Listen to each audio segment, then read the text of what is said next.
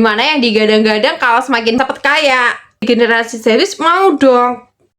Assalamualaikum warahmatullahi wabarakatuh. Kembali lagi di videoku. Nah, di videoku kali ini aku mau bahas tentang ceritaku gimana aku bisa join di bisnis LML. Dimana yang digadang-gadang kalau semakin banyak banget orang yang ikut atau semakin banyak kaki tangan itu bakal cepet kaya. Terus gak taunya di aku itu malah satu jadi kayak sungkan gitu loh sama orang.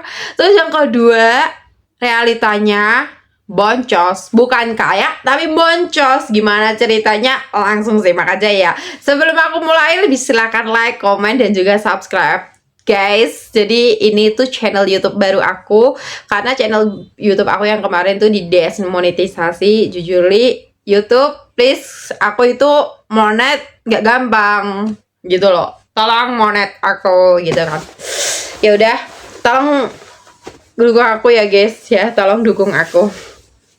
Oke, aku langsung aja ke ceritanya. Singkat ceritanya gini, aku itu pernah jadi generasi sandwich, dimana aku jadi tulang punggung keluarga, satu-satunya menghidupi bapak ibuku, adikku, terus kakak sama ponakanku. Bukan ponakan, mbakku ini kayak udah berkeluarga, cuman masih tinggal satu atap. Masa aku makan, ponakanku nggak makan, kayak sama-sama tinggal satu atap gitu kan. Alhamdulillah kita sudah melewati itu semua, dan sekarang kakakku sudah jadi seorang bos, sudah jadi seorang owner, mbakku juga seorang owner, adikku sekarang menempuh pendidikan di mana dia membiayai pendidikannya sendiri. Alhamdulillah kita melewati itu semua. Cuman di sini yang aku mau cerita gimana pengalamanku kok bisa join di bisnis LMM, dimana kayak digadang-gadang itu cepet kaya. Secara aku sebagai generasi series mau dong. Karena apa? Karena penghasilanku itu cuman habis buat untuk kehidupan gitu loh, kehidupan di rumah. Terus ditambah kayak apa ya, pernah aku satu momen, aku kan kerja di salah satu garment di Jepara. Nggak tahu awalnya gara-gara aku pernah waktu itu izin satu kali, nggak berangkat satu kali. Tahu nggak hasilnya apa?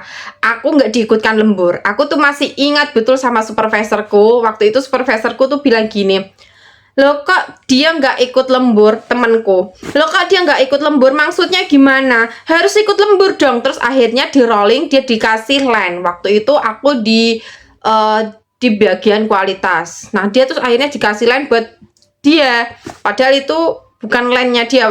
Terus waktu itu aku kan dipegangin line kan, karena kita emang tugasnya satu orang berapa line gitu kan. Nah, terus habis itu aku tuh kayak gini, aku tanya, lembur nggak mbak, lembur nggak mas, lembur, gonku lembur. Nah, ternyata dari 5 atau 6 line yang aku pegang, itu dua diantaranya tuh lembur. Aku alhamdulillah aku bisa lembur hari ini, akan gitu. Setelah beberapa hari aku nggak dikasih lembur.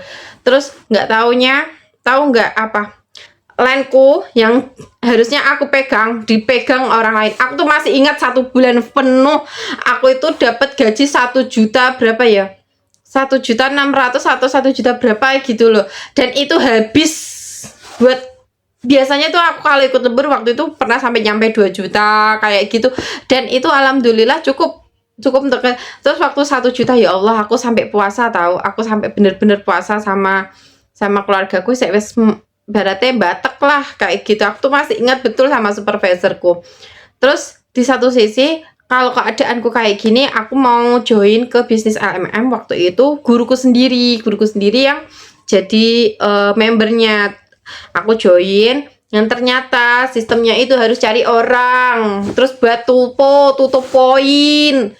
Ya Allah, dan setelah aku menjalaninya, ternyata tuh bukan aku. Ternyata tuh kayak modelnya tuh gini loh.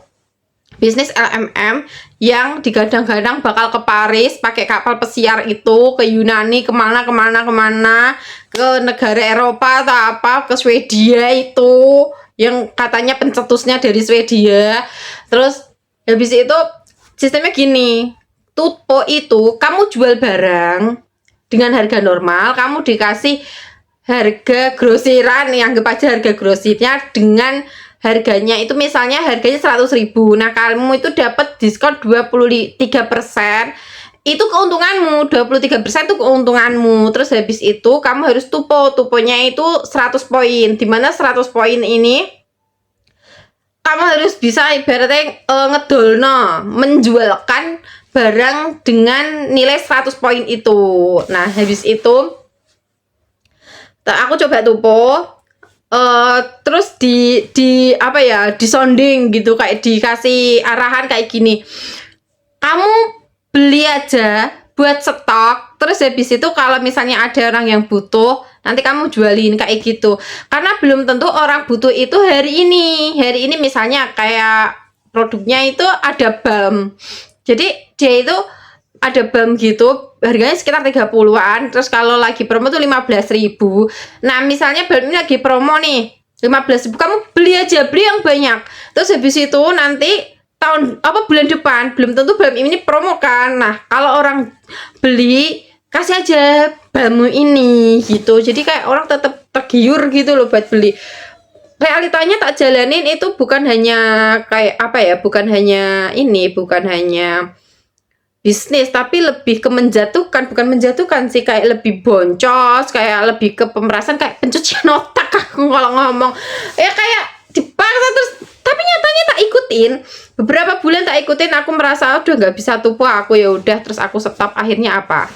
Waktu itu aku masih ingat, aku join itu setelah aku kan dikasih, bapakku tuh hutang sama salah satu bank di Indonesia di bawah naungan BUMN. Nah, terus waktu itu aku yang bayar. Nah, aku kayak merasa aku udah nggak bayar hutangnya bapak, aku coba deh bisnis ini, barangkali bisa menguntungkan. Nggak taunya lebih boncos aku tuh, ya Allah, bener-bener penyesalan dalam seumur hidupku. Terus waktu mau nikah, aku coba join lagi. Alasannya, aku mau ingin ngejar hadiah-hadiahnya. Setelah ngejar hadiah-hadiahnya, terus aku dapat ya ada kepuasan tersendiri. Terus habis itu tak simpen, tasnya belum sampai tak buka. Setelah tak buka ternyata tasnya itu pada ngelitek, tahu nggak ngelitek, mengelupas. Aku terus kayak geton terus, dan sampai hari ini aku mantep dan nggak mau ikut join lagi, dan nggak mau cawe-cawe apa ya, kayak ngelihat brand-brandnya dia. Karena terus habis itu buat yang apa ya, yang petingginya, pentolan-pentolannya itu langsung aku unfollow semua, kayak aku nyisain satu orang buat jalin silaturahmi. Tapi setelah itu aku tak unfollow. Karena apa? Karena bakal dikit-dikit nanti kayak ada promo nih, bakal kayak kecantol lagi, tapi aku nggak mau gitu. Terus ya udah, aku mantep nggak mau. Terus ada beberapa, kan sekarang jadi MUA, ada beberapa barang, ada eyeliner putih, aku masih punya, tak pakai itu nggak keluar warnanya, terus tak biarin sampai mau tak buang kemarin. Memang tak buang kayak sudah, karena aku nggak mau, bener-bener nggak mau ikutan lagi, dan nggak mau, kayak nggak worth it gitu loh, karena produknya juga nggak pigmented banget. Kalian bisa aja, kalian sudah dari omongan kita, kayak kalian tuh bakal tahu brandnya apa, mereknya apa, bisnisnya banyak. Terus habis itu reviewnya di YouTube. Jadi salah satu YouTuber apa ya, beauty vlogger itu, dia mereview, dia beli satu kotak harganya 1.500.000. Setelah dipakai, kalau kalian mau yang flawless kayaknya ini bisa, tapi jujur ini nggak pigmented. Dia tuh kayak kok warnanya kurang keluar ya, kayak gitu, kayak udah pokoknya udah penyesalan banget aku sama bisnis ini. Dan buat teman-temanku yang nonton videoku ini, aku minta maaf kalau dulu kalian pernah prospek, karena jujur aku nggak tahu kalau emang sistemnya itu kayak blondrok gitu. Karena aku bukan mereview jelek ya, tapi ini mereview dari diri aku sendiri, dan udah nggak mau, kayak udah mau join. Kalau kalian hari ini ikut join dan kalian sukses, selamat. Karena emang bisnisnya itu menurut aku halal, karena dia gini, modelnya itu gini, misalnya aku join, kamu join di tim aku. Kalau misalnya kamu dapat penjualan yang banyak, kamu ya untung dari segi keuntungan jualanmu itu, terus akunya juga untungnya apa? aku punya poin yang lebih dari kamu itu tadi yang join kayak gitu. Terus kayak penjualannya juga halal. Dia ada akadnya kayak nanti aku beli, misalnya aku beli di diskon 23% kan. Nah, aku jual dari harga normal kayak gitu. Kayak alhamdulillah. Terus temanku kan ada yang tahu aku jadi member.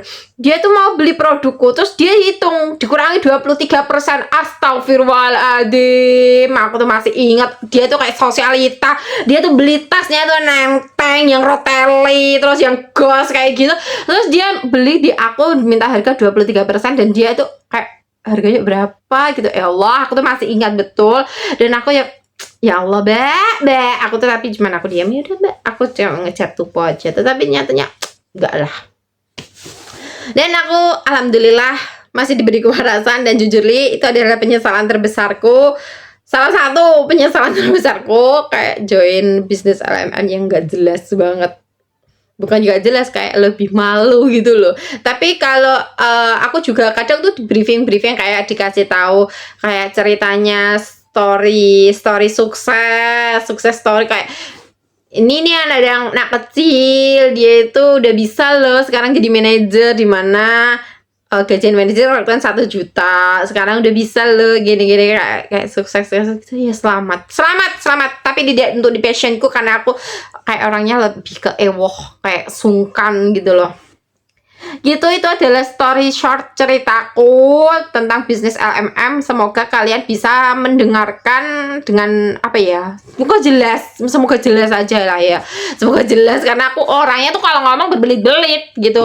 Sedangkan aku berusaha untuk menjadi seorang YouTuber dimana aku bisa sharing kayak gitu. Aku semoga kalian bisa mengerti lah ya gitu kan. Sekian video dari aku, ketemu lagi di videoku selanjutnya. Nah, see you, dadah.